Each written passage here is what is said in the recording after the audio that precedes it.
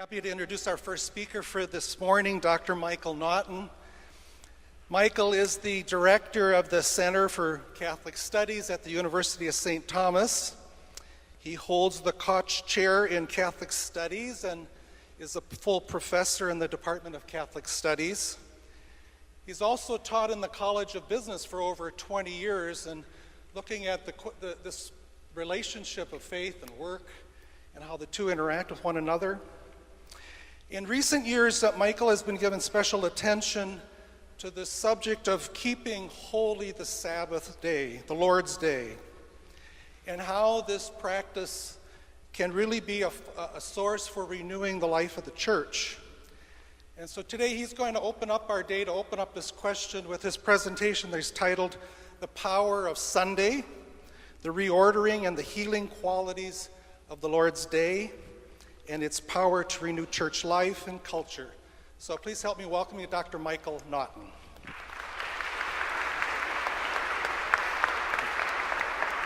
Thank you, Mickey.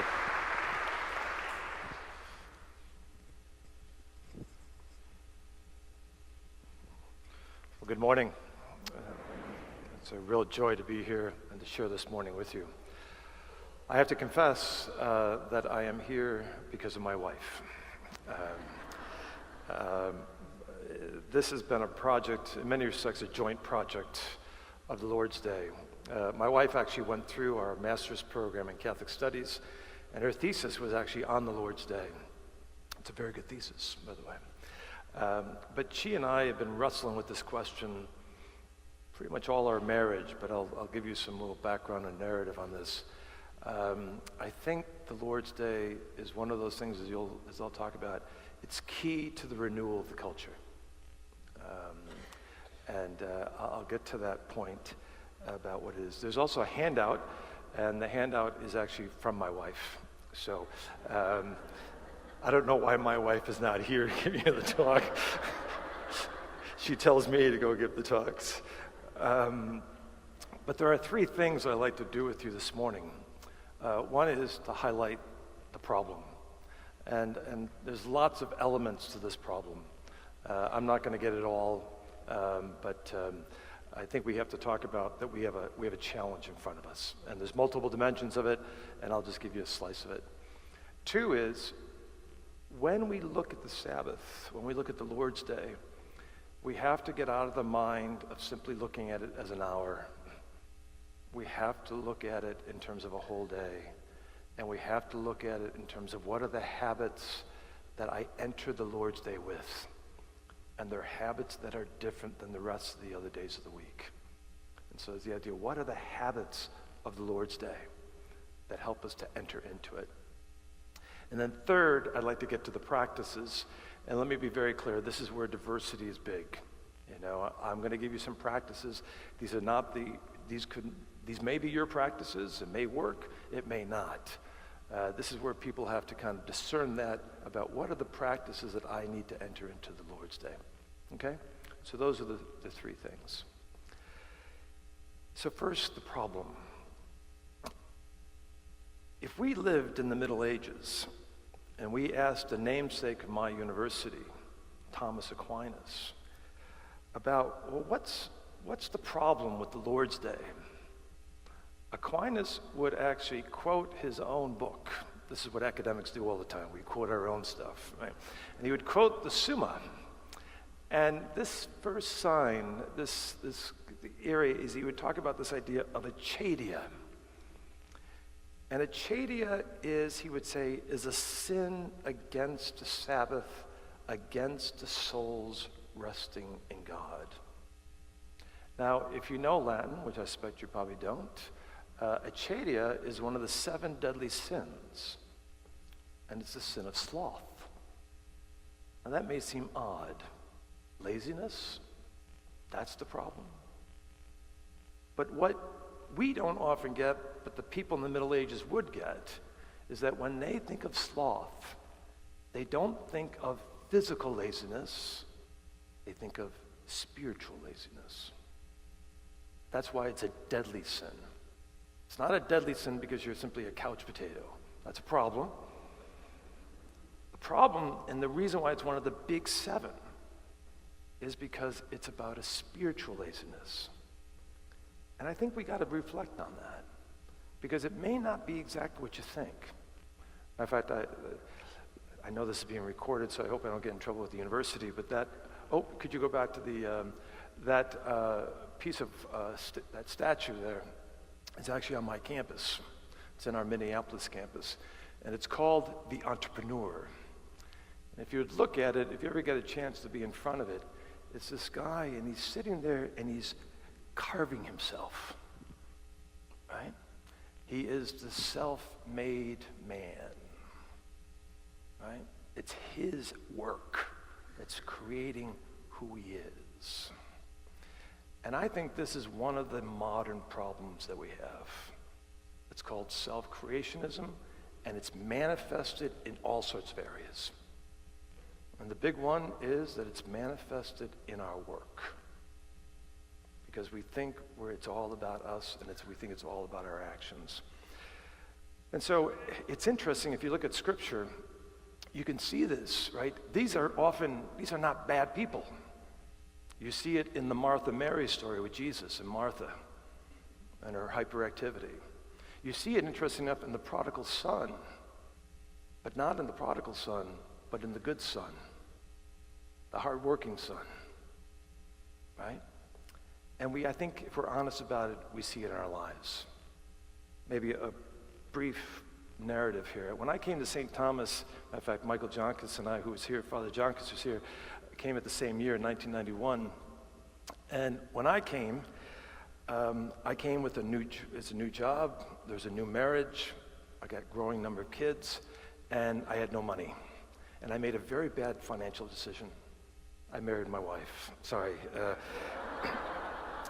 Because she had the same amount of debt as I did, and I doubled my debt. Now, for everything else, it was the best decision of my life. And so we had a dilapidated house. I needed to get tenure. We started this program called Catholic Studies, which had demanded a lot of travel for me, and I was working a lot. And what was interesting in that time is that, of course, you got a lot on your plate and time management. And this is before we had the computers. I would get out this yellow pad of paper every week, and I would fill out my time schedule, half-hour increments from 5 a.m. in the morning to 10 o'clock at night, 7 days a week. Right? Well, after about 10 years of this time management, the cracks started to show. And the marriage strain started to occur because we were so busy. When issues come up, we didn't have time, right? And even on Sundays, we just didn't have time. And of course, I thought I was a patient guy before I had kids, and I realized I was not a patient man. And I was also dealing with, and I don't know if you have this, but it's actually a psychological disease. It was actually articulated by a Hungarian psychologist by the man of Sandor Ferenczi, and he calls it the Sunday neurotic, the Sunday neurosis. And why is it, he says, that often on Sunday we have this dis-ease, this rather angst, this lack of meaning, emptiness, a kind of boredom, a little bit of a kind of a depression. Now, some people would say, well, because you're going to go back to work on Monday. But actually, a lot of it has to do that it may be in the fact that we try to rest, we don't know how to rest, and we find ourselves in knots, right? And then, by the way, the big event hit.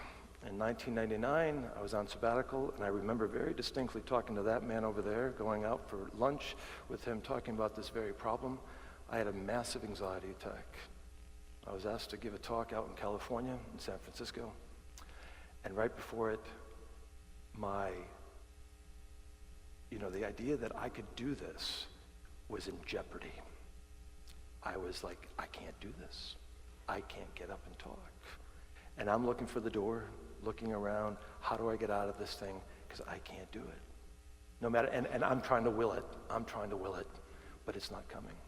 And then all of a sudden, the speaker, the person introducing me starts speaking, and there I am, and I walked up and I gave the most horrific talk I ever gave in my whole life.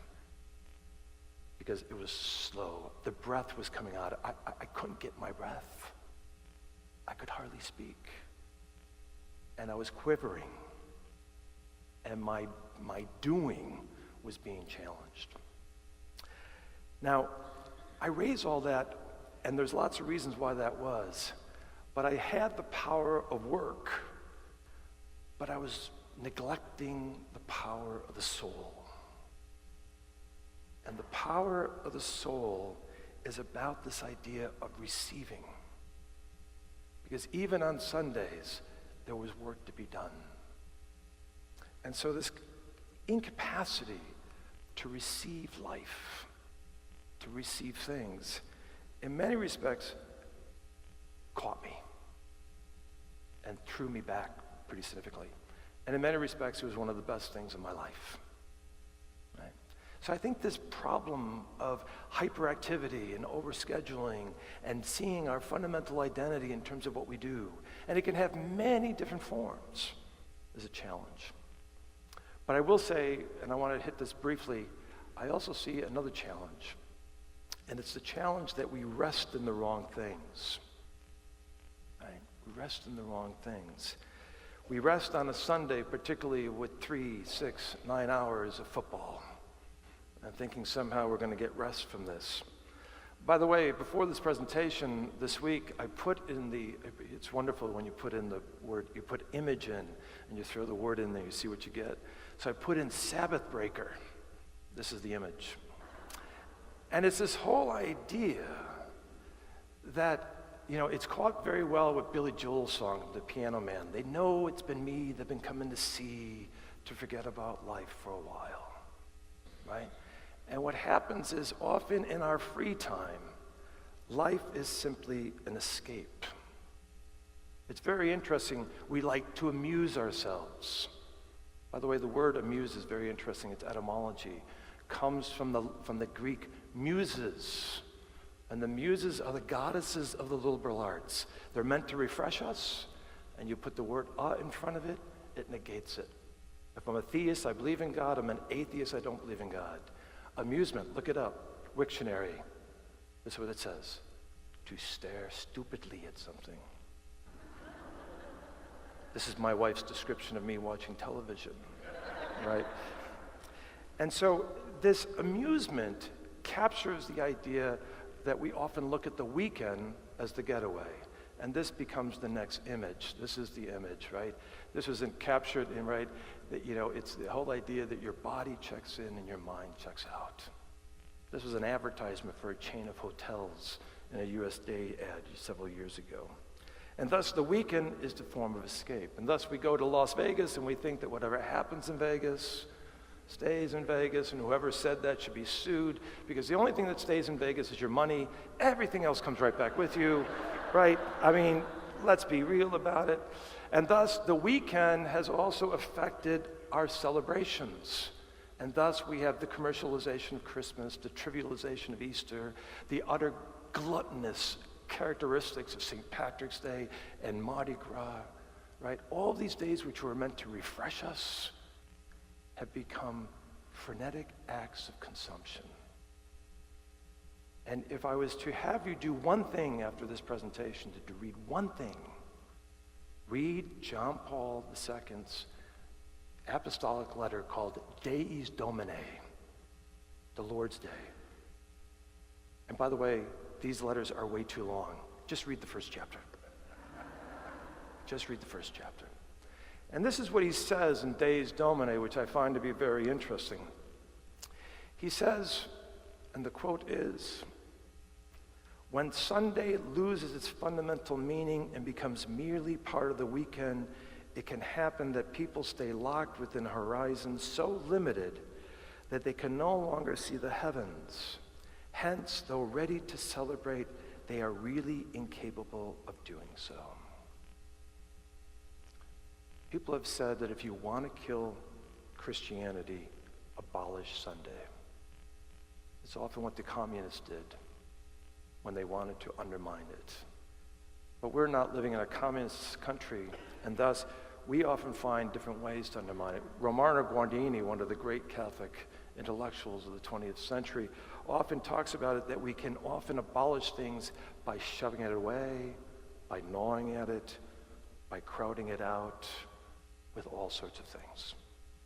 And I think this is often the challenge that we face in terms of this. And so this idea of the Lord's Day, how do we come to it? And thus, we have to ask ourselves the idea of what's at the center of it. And so the next slide focuses on what is the center of this. And so we might be thinking about what's at the center of my Lord's Day. And one of the key things you might want to do is keep in mind the time audit. How much time do I spend at it? And thus, is worship at the center, or the next slide would be these very wide variety of things. One more click, there we go.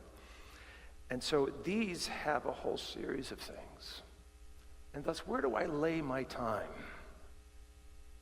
And sometimes we have to be honest about that. And then, hopefully, we can start to rethink some things. Because the Lord's Day is related to the commandment, keep holy the Sabbath. And it's one of the commandments that actually, I think, gets shortchanged among us. The Jews, I think, do a much better job with it. But we treat this, I mean, think about it. What if I treated adultery like I treat the Sabbath? Honey, I tried not committing adultery this week. It didn't quite work out. I'll try it next week, okay? Is that okay? We know what would happen to our marriages if that was the case. But sometimes we become a little flippant about this. And what I would say, actually, the violation of the Sabbath has had severe consequences, and we don't even know it. I mean, the whole idea of Israel's violation of the Sabbath led to many serious consequences because God liberated the Israelis from Egypt in order to worship. That was one of the reasons. It was a total work state. And he liberated them to worship. And when they violated that, they violated that deep covenant. And so this idea of our idols, right, of all the kind of technologies, all the work, all the things that we have. You know, this is why the movie Lord of the Rings is really wonderful, right? You get, his name is Golem Schmiegel, right? And he has the ring, right? And he goes, my precious. This is the way people use phones now. They can't get it out of their hands. It's really something, isn't it? I mean, so the idols have lots of different ways of doing it.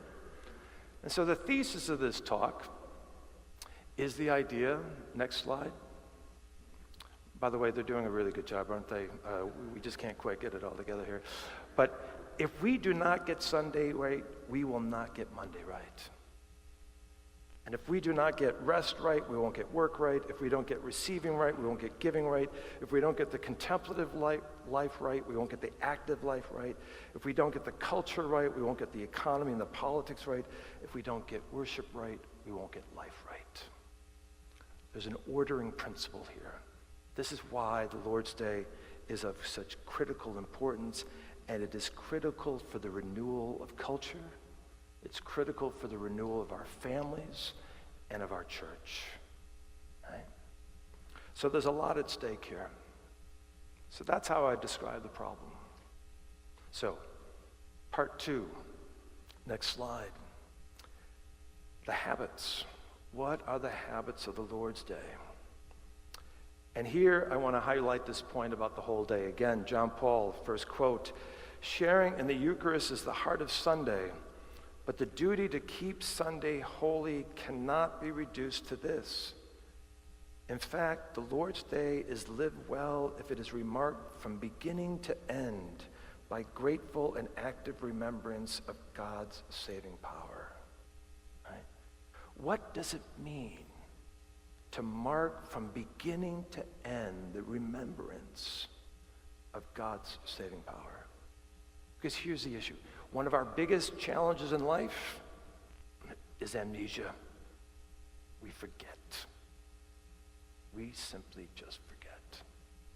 And the question is, what helps us to remember that at the most, and this is what Pope Benedict has this great line. He says that the person will often come to the most profoundest sense of himself, not through what he does, but through what he accepts. Right? And if all we're doing is doing, the idea of that receptivity is the thing that helps. We just start to forget who we are at our best. So what would be 3 habits of receptivity? And the 3 habits I want to talk about are this personal habit, the habit of rest, of silence and solitude, the habit of celebration, of worship, and the habit of charity and going to the margins. Right? So first habit, a habit of silence. If we cannot find silence and stillness on Sunday, it will be very difficult for us to find it anywhere else. Right? This picture, by the way, is actually in my house. My wife bought it. We were up at a monastery south of Rome called Monte Cassino, very famous Benedictine monastery. And this is it's by Pietro Antigone. And it represents one of the 4 Benedictine virtues. And the one it represents, interesting enough, is obedience. And many of you probably know that the root of obedience is to listen. It is to listen. And so Sunday is that day to obey. It's not doing my thing. It's to do the Lord's thing. And it is that time to let God work on me rather than me working on the world. Here's, by the way, the other thing. Your kids will love this. Stop nagging the kids on Sunday. Just give it a break. Nag them the 6 days of the week, but just give it a break, right? So this idea is, how do I create that? How do I allow God to work on me? And key to it is, how do I shut off the tapes that are going on in this head all the time? By the way, I am the unappreciated genius at St. Thomas. I really am. If they would just listen to me, right, Father Jonkis? Of course, he would say the same thing. I get my, right? I have debates with my colleagues all the time. I win every debate, And so all this stuff is going on. And the question is, when do I get rest for myself? Because I just exhaust myself. And here's the worst thing is, I create a false image of myself. I really think, that I could solve all the problems. I really think all these particular things. And so the idea of receiving. And so this first quote from Joseph Pieper, 2 quotes. One is, unless we regain the art of silence and insight, the ability for non-activity, unless we substitute true leisure from our hectic amusements, we will destroy our culture and ourselves. Joseph Pieper does not mince words. He's one of the great philosophers of the 20th century. And Romardi Guardini says this. He says, we must earnestly desire stillness and be willing to give something for it. Then it will be ours. Once we have experienced it, we will be astounded that we were able to live without it. And here's the challenge. Most of us don't want to change. It's sometimes the more difficult thing about us. I actually feel pretty good about what's going on here. I don't think I really need to change. And yet, the Lord is always calling us to go deeper, right? How do you go deeper? My wife and I just went to Broomtree for a marriage retreat. It's actually with Deacon James Keating. It was a beautiful retreat. First time out there. And if you've never been out there, I would suggest it. It's over in South Dakota. And on the altar, it has this line. In the silence, God speaks. In the silence, God speaks. Right? So silence, stillness. Habit number 2, the habit of celebration. I'd like to say this. I don't think silence is enough. I think this habit of celebration is critical. And here's why. I think we're living in a culture of a lot of spiritual individualism. We think that we could all do it on our own. And thus, if I'm just spiritual and not religious, I'll be okay. We sometimes think that somehow that yoga, and hunting and nature will take care of it. We just got to seek. That's all that really matters. Now, in Christianity, there's a claim. There's a claim about the world. It's not what you think. God has revealed to us a claim. And that's what worship is all about. And that's why the gathering of this place is so critical. We can't do it on our own. Spiritual individualism will die out. It's very interesting. This is already happening. There's a woman who wrote the book called iGen. Her name is Jean Twenge, I think it's her last name. And she points out that these kids are not even talking about spirituality anymore. They're just pure secularists, pure materialists. Anybody thinks that being spiritual and not religious is going to sustain itself, you better take another look at the new generation. It's not happening. So this idea that we have a claim, right? And this is where the idea of the sacramental imagination is so critical. This picture up there that is from Raphael, and it's in the Vatican Museum. If you're on your way to the Sistine Chapel, you'll see it. And it is called the Disputation of the Blessed Sacrament. And it's this radical affirmation that this world is good. This world is bigger than me.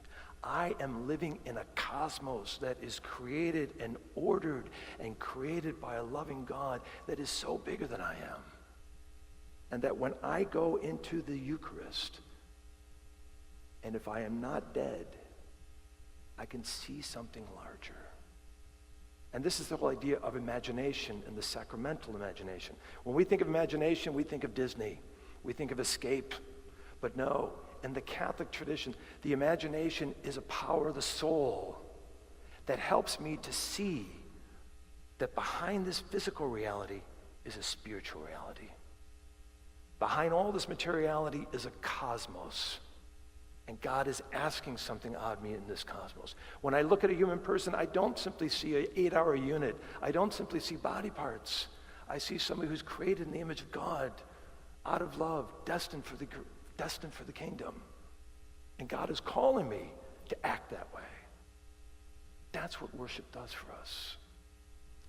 And it also, from the quote from John Paul II, if we go back to that, is a wonderful quote. For Christians, Sunday is the fundamental feast day established not only to mark the succession of time, but to reveal time's deeper meaning. This is I know this may sound big, but it's very simple. 3 elements of time: past, present, future. Past, origins. Where did I come from? Future, destiny. Where am I going? What's my destiny? And present. How does that origin, how does that future merge today about how I should act in this particular moment? This is what Eucharist, this is what the worship, this is what the church is constantly nurturing us into and to participate into it. So the habit of celebration is critical. And the third habit is the habit of charity. And here we have to see that Jesus healed on the Sabbath. And so this first line from John Paul II, he says, "From the Sunday Mass there flows a tide of charity destined to spread into the whole of life of the faithful, beginning by inspiring the very way in which they live the rest of Sunday." And the next quote continues, "The faithful look around to find people who may need their help. It may be that in their neighborhood or among those they know there are sick people, elderly people, children, or immigrants who precisely on Sunday feel more keenly their isolation, needs, and suffering. These few hours in the voluntary work and acts of charity would certainly be ways to bring into people's lives the love of Christ received at the Eucharistic table." It is a time for us to go to those who are on the margins. And this could be many people. This could be people in our own family. The alienated brother and sister. Just give them a call. Not quite sure how it's going to go. I'll just do it. The neighbor, who doesn't get many visitors. The person at the church, you might want to coming home over for dinner or for lunch. just trying to be open to it. And when God will give you opportunities for those things to happen. I didn't realize that John Valle passed away. I was very happy that the Archbishop mentioned this. But John Valle has a great line, and he says well, when we encounter those on the margins, it's not about us doing things for them. Because once you do it, you have an air of superiority, which is why often the poor don't have gratitude to you. It's not because of them, but it's because of your attitude toward them. But Jean Vanier says we have to learn to be with the poor. And when we are with them, when I'm calling my brothers and sisters who I don't particularly care for, and if I could just be with them, things can happen like nothing can happen. So this idea of fraternal charity is critical. So in light of these three habits, part 3 of the talk, what do we do? What do we do? Because there is a sense that you got to do something, right? And so let me highlight a couple of things. And again, let me be very clear. This is where people are all over the map. I am not prescribing one way. All I'm doing is prescribing what my wife and I try to do, and we fail at it all the time. We do. We constantly are trying to reset. We fall into these habits, you're going down and you start going like this, and you go, how did I get over here? Right? And so it's this constant kind of coming back to it. And so let me highlight a few things. First, we go back to the slides, preparation. If you don't prepare for it, it's not going to happen. And here's one thing my wife does, and she's been the one who's been the principal, leader in this. She puts on Sunday, just Sunday on a Wednesday schedule. You guys can do this very easily on your phone. Just so that every week just put Sunday. And it just clicks on it saying, okay, what are we going to do Sunday? Who might we invite over? How are we going to do it with the kids? Might be something. Just thinking about planning, right? Second thing she often does with the idea of preparing is that we're not always good at this, but on Saturday night, we prepare the table. And what we do is we put a runner on the table, and we have an oil lamp on there, and depending on the liturgical season, we'll put a cross on it, so that when we wake up on Sunday, we know it's Sunday. Because that table doesn't look like that the other 6 days of the week. It doesn't have to be complicated, but it's just one of those things that you have to prepare for it. And by the way, if there's one kind of key lesson here, often what you do on Saturday, you should do on Sunday. What you do on Sunday, you should do on Saturday. A lot of times we flip it, right? And so a lot of times what we do on Saturday actually doesn't prepare for Sunday, it ruins Sunday. I mean, the easy ones is, when you stay up late at night drinking or watching Netflix, you wake up the next day exhausted, it's not going to help you. You're not prepared for it, right? But even what a lot of us do is that we'll do the leisure thing on Saturday, and then we say, oh my God, I got all this work to get done for Monday, right? So it's a whole idea about how do you order the weekend is of critical importance. So this idea of preparation.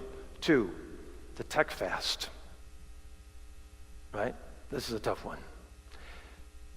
I don't know where you guys are at with this. Certainly with the kids, certainly young adults, I often say, try it for 1 hour. Turn off the screen. And if you can't do it, you have a psychological disease called internet anxiety disorder, and you better get some help. And if you can do it for an hour, try it for a morning, right? Now, you don't have to be rigid. You don't have to get so fixated on it. There's times when, there's all sorts of reasons for music, other types of things you might want to use it. But the idea is that we have to separate ourselves from these things. The Jews would disconnect and detach from production and consumption, not because they were bad, but they knew that if you could detach yourself from it, coming back to it, you know how to use it better, right? So I think the technology fast is the big one. 3, the Sabbath prayer. My wife and I have been very influenced by Christ Redeemer Community, CCR, because they're very big on this whole idea of the Sabbath. And they had a prayer that we've kind of adapted. And so actually, you have the handouts, right? if you go to page 2 of the handout,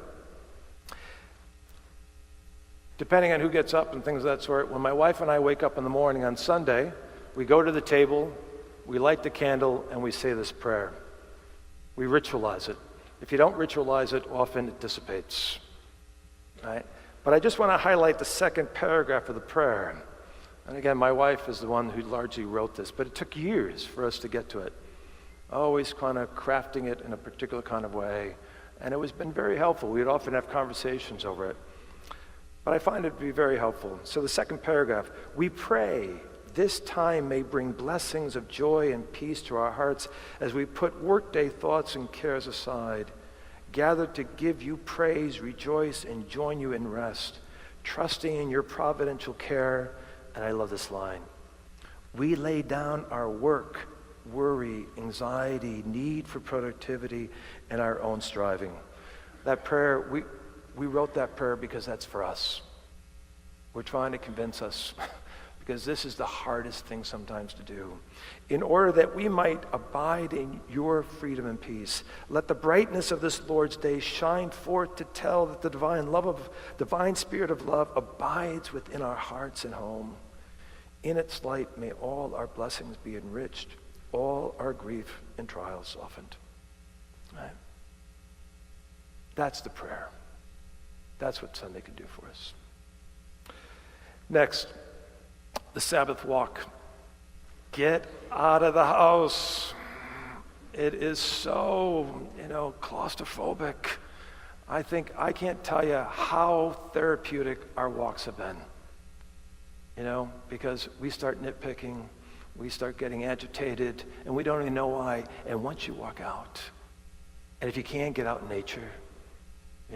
Nature's God's second book, they often say, right? It is so critical just to get outdoors because we are increasingly living in a technocratic society thinking that all reality can be found on a screen, right? We just got to get out. And what my wife and I will often do is, it took us a long time to get there, but it's about a 4-mile walk. And about halfway into it, we start saying the rosary together. And then usually by the time we start to get back, we have a little bit more time to talk. Right? It's been just a nice way of doing it. And all sorts of things. And they're not always pleasant walks. I'll get to that in a little bit. Right? One has to be careful of over-romanticizing these things. Certain things come up. I don't think I really want to talk about this right now. Well, we're going to talk about it right now, right? Right? So those things. But you're giving yourself some space for those things to happen. Next, the Mass is obviously critical. And there's things in the handouts over the Mass, particularly on page 1, which highlights some of those things. Next, the feast, right? The brunch. We all like it. Next bullet. And you can keep on going down for the rest of the bullets. The games. By the way, the feast, going back to the brunch. Both Father Jonkins and I, we have a Rome campus. And so both Father Jonkins and I have been the faculty directors going over to Rome. And when I first went to Rome, I never told you this, I hated Rome. I did. I just thought the Italians were rude. They don't believe in lines, They just all kind of, and it was so chaotic and so frenetic, and the traffic and the loudness, and it was just too much for me. But I have come to appreciate the Italians in such a wonderful way. And they know how to eat. But here's how they know. By the way, their food is never complicated. It's just all organic, it's simple, it's good. But they don't eat like us. We put everything on a plate and we eat it. No. They have 5 courses. Right? Serve the first one. Eat it, talk. Yeah, take it easy. Next one. Eat it, talk. And it's 2 hours later. And our kids are saying, after 20 minutes, I'm ready to go now. I'm ready to go. No. Dining. Not feeding, right?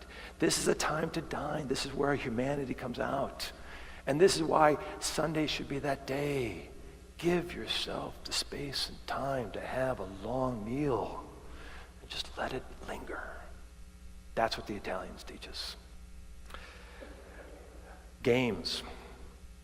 We have a closet full of games. My wife collects games all the time. And after brunch, when it's right, our kids are all grown up right now, we don't do this as much. but it's the idea of games. We go out and have football games. Instead of watching it, we do it, right?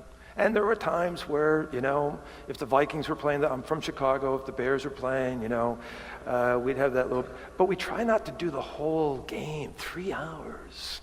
And maybe, I know some of you maybe have a little different opinion on that one. But the idea that there's a sense of, you just have to play. Because the Sabbath should be enjoyed. It should be fun. And if we can't convey the funness to our kids, this ain't gonna work, right? And lastly, the idea of charity, of volunteering, which I've already talked about. So what does this do? I think the fruits of the Lord's Day are multiple. I will tell you, I think the Lord's Day has saved our marriage. My wife would probably say the same thing. Because I tell you, life is hectic. And by the way, us men, we like to ignore it. It will go away. It will just go away. If I just don't talk about it, it will go away. No, it doesn't go away. It seeps down into the soul. And it seeps into this very difficult thing that we call resentment. Right? And this is often what marriages have to deal with. Most of the marriages, certainly mine, and most of the marriages I know, when they're honest about it, it got to address the question of resentment. And if you don't have the space and time to allow that to occur, because that's what would happen a lot with us. Those walks were not always pleasant, I mentioned. But it had a time to let some of that stuff filter up, right? And it wasn't, and it took a long time to let it, and we're still dealing with it. It never goes away. You got two fallen people living in the same home, living in the same bed, right? I mean, it doesn't always work. And so that idea of saving the marriage, they often say, by the way, you know what they call Irish Alzheimer's, don't they? They forget everything but the resentment. Right, anyhow. Second thing, it strengthens parent-child relationships. Not always easy. Our parents thought we were techno-Nazis in house, I mean, because we were trying to not have the screen. No, what's wrong? Everyone's doing it right, things of that sort. But nonetheless, I think it has made our family stronger. But again, we're still dysfunctional. Every family is dysfunctional. Let's be very clear about that, right? But the Sabbath, I think, mitigates that. It also strengthens our faith and our identity. My fundamental identity is not a professor, even though I often act that way. I often talk that way. My fundamental identity is found within a loving relationship with the Lord, right? And it's found in my idea of a husband and a father and a son and a brother. Those are often where those deepest identities come. And it will also bless one's week with graces, right? It will help us deal with our problems fruitfully. It will create a deeper sensitivity to the sufferings that are around us. And it will make us more human. Right? So, for parish, however, interesting enough, what are the implications of this for the parish? And again, my wife, she is, these are really, all of them are our ideas, but these are particular ideas. But one of the things she often says, the Sabbath and the Lord's Day should be a major part of marriage prep, right? Because many of you have probably done marriage prep. My wife and I have done marriage prep, right? We were all like this, the naive kind of romanticism of couples. Our love will get us through this. No, it won't. No, it won't, right? They don't like hearing that, but it's a good thing to tell them, right? And marriage, and Sunday is a time to protect marriages. It's time for the healing. It's time to address those resentments. Matter of fact, my wife has a great idea.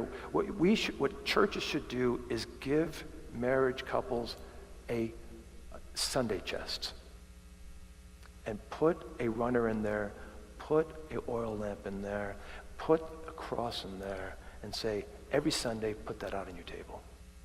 That's our gift to you. I think that could help marriages quite a bit. I think it'd also be RCIA, preaching, programming. And by the way, the protection. I don't have that on there. My daughter is on St. Thomas' softball team, and they're in playoffs right now. And she's a freshman, so she's not playing, things of that sort. But she told me something really interesting. Northwestern, you know the school up north here? They had to start the tournament on Thursday because Northwestern doesn't play on Sundays. I said, maybe St. Thomas might say the same thing. Wouldn't it be so good? I tell you, the evangelical churches sometimes do a much better job on this. They make a commitment. They don't play on Sunday. Remember the movie Chariots of Fire, right? I think sometimes as churches, we have to, in a sense, if we're going to protect it, we're sometimes going to have to do some things that are not going to be very popular. And that might be an interesting thing to think about. So, a couple of questions, and we're, I think, running out of time here, but let me ask you this. How do we reclaim the Lord's Day for our parish and families? What creative ways can we and do we live out the commandment, keep holy the Sabbath? Right? Where's Mickey? There you are. So 11 o'clock we want to end, right? Or sooner. 10 more minutes. I was going to break you up into groups, but probably by the time I do that and get you back, you'll be done. Because I know it's easier sometimes to talk about that more personally, but maybe if you're okay with it, we can still stay at the large group and just take a few minutes. Anything, and I know it's always not easy to talk in such a large group, but some brave souls out there, anything you come up with those questions, right? Anything that could we go back onto that, right? How can we reclaim the Lord's Day? Or, if you want, maybe you really didn't like what I said and you want to tell me what you want, what I said wrong. You go right ahead and tell me that as well, right? But any thoughts that we might have? Right over here. Yes, thank you.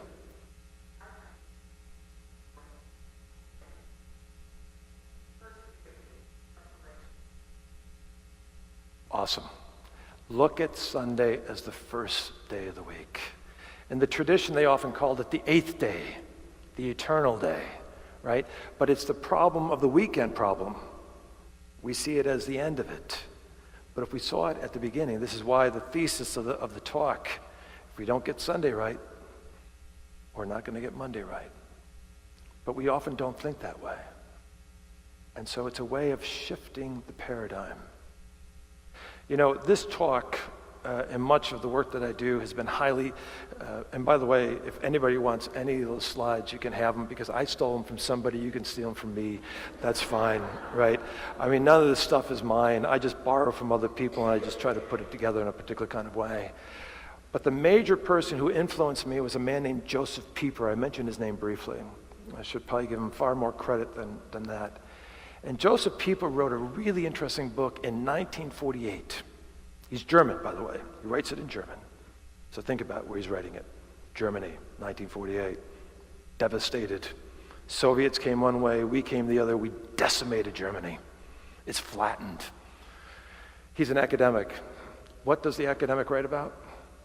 The name of the title is Leisure, the Basis of Culture. I'm sure when someone saw this title say, are you an idiot?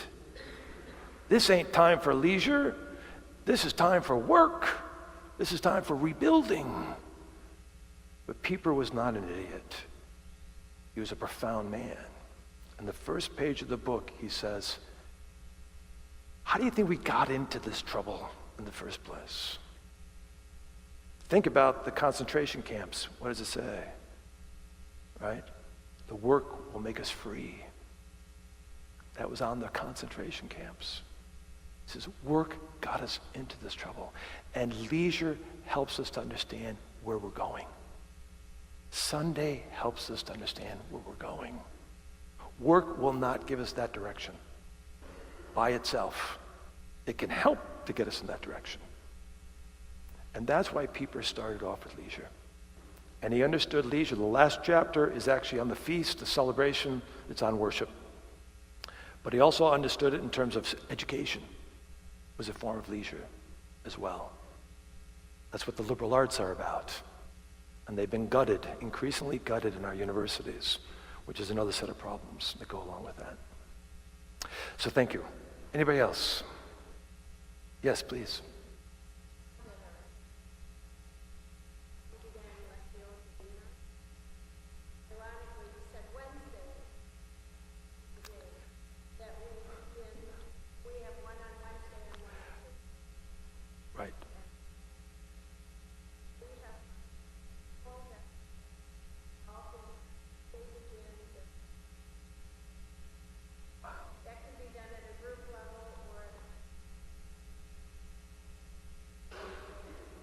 Oh, it's beautiful. That's beautiful. And these are the kind of recovering of the practices, right? That we're living in a time, I mean, we all know we're in a crisis. It's a pretty profound crisis. We're in a cultural crisis, we're in a church crisis. And this is actually the time for the renewal to take place, to take root, and some great things can happen. So I want to make sure I respect Nikki's time frame. So let me end. Oh, one more. Bill, go right ahead.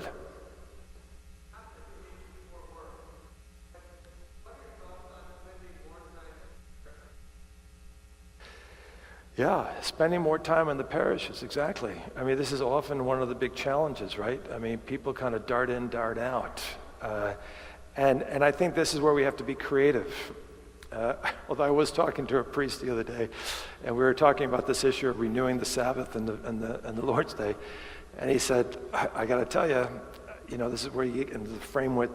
Even the church can get into the frame. They can't get out of the framework of the work.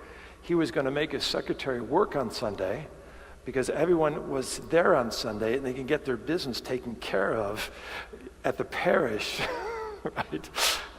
That's not how we keep people. That's not what we want to do, right? I suspect there's a lot of great ideas about how one can do that. Certainly some faith formation, depending on the makeup of the parish, things of that sort. I will tell you, let me give you one story. So when I was living in Rome, I met a Catholic priest from the Ukrainian Rite. And there was a Ukrainian Catholic church in Rome. And he invited us to liturgy. And if you've ever been to an Eastern Rite Catholic liturgy, it's nothing like the Latin liturgy. It's really different. And when we went there, the church was packed. And it was 90% women, which kind of struck me as odd, right? And they sang, and the whole liturgy was sung. It was just beautiful. And at the end of the liturgy, everyone stayed around. And they all brought their lunches. And they all kind of, they were on the lawn, they were in certain places. But everyone, it was a beautiful community. And I talked to the priest afterwards. I said, what's going on here? This doesn't happen very often. He says, now this is where it's different than most of us. Many of them were Ukrainian, and they were domestic workers. And they were all over Rome. And this was a time for community. And the church was this locus of community. And so if we're going to do it, we got to find some way of saying, how do we create that community in a deeper way that can make people want to stay there? But I suspect there's better ideas, and I hope maybe some of those ideas might percolate throughout the day. So let me end with a quote again from John Paul II. And just let's just go with the first quote for right now. If you take the second one away, because people will read, and I don't want them to read it. Do not be afraid to give your time to Christ. Right? And I want to, I think the issue of fear is more present than we know. This question of fear. And how do we face our fears? My wife will sometimes say to me, goes, you're fearful. I said, no, I'm not. No, I'm not. No, I'm, right? And after a while, you start to see that behind all this stuff, there's fear. Let me give you an example of this. I was giving a talk at a Catholic business group in Omaha, Nebraska. And we got onto this conversation of the Lord's Day and how important the day is and things of that sort. And this one very, be quite frank, brave executive raised his hand. He says, I can't do it. Can't do it. I just can't give up the whole day. I go to Mass with the kids. We have a brunch. And I go to work for the rest of the afternoon. I have to. And then there was another executive who said, why don't you just try not doing it? And he says, I'm afraid what will happen on Monday. Right? Our kids talk about FOMO, the fear of missing out. But his missing out was actually competition, because all his competitors were working on Sunday. And he was fearful that he would start to lose out. And so I think this is a challenge. And to be quite frank, a lot of us are fearful of missing out of, 6 hours of football. We're fear of missing out of whatever, And the question is we have to confront those fears. And thus the second part of John Paul's quote, if we can go to it, he says this: "The rediscovery of this day, Sunday, is a grace which we must implore, not only so that we may live the demands of faith to the full, but also so that we may respond concretely to the deepest human yearnings. Time given to Christ is never time lost, but it is rather time gained, so that our relationships and indeed our whole life may become more profoundly human." Because at the end of the day, matter of fact, former colleague of ours, Don Brill, who passed away a year ago, he would say this to me. He says, at the end of the day, there are only two kinds of people: those who are resentful and those who are grateful. And those who are resentful often see life as input leads to output, effort leads to reward. You maximize your own particular interest. And what happens is they find themselves resentful because they know that other people's got more and they got less. And they get resentful over it. But those who are grateful have recognized that God has given them great abundance. God has given them great gifts. Their first act is not what they do. Their first act is that they've received. And that receptivity occurs in the worship, in the prayer, right? In that Sunday, in the silence. That God is constantly giving things. And in that giving, he calls us to give. And it's that Benedict has this great line. He defines charity as a love that is received and given. And that's the dynamism. But the challenge for many of us is that we're all about giving. And we think we can keep doing it. But all it's going to do is exhaust ourselves. And what the Lord's Day is always saying, I have great things to give you. Open your hearts, open your minds, and I will give it to you. So thank you very much for your time. God bless.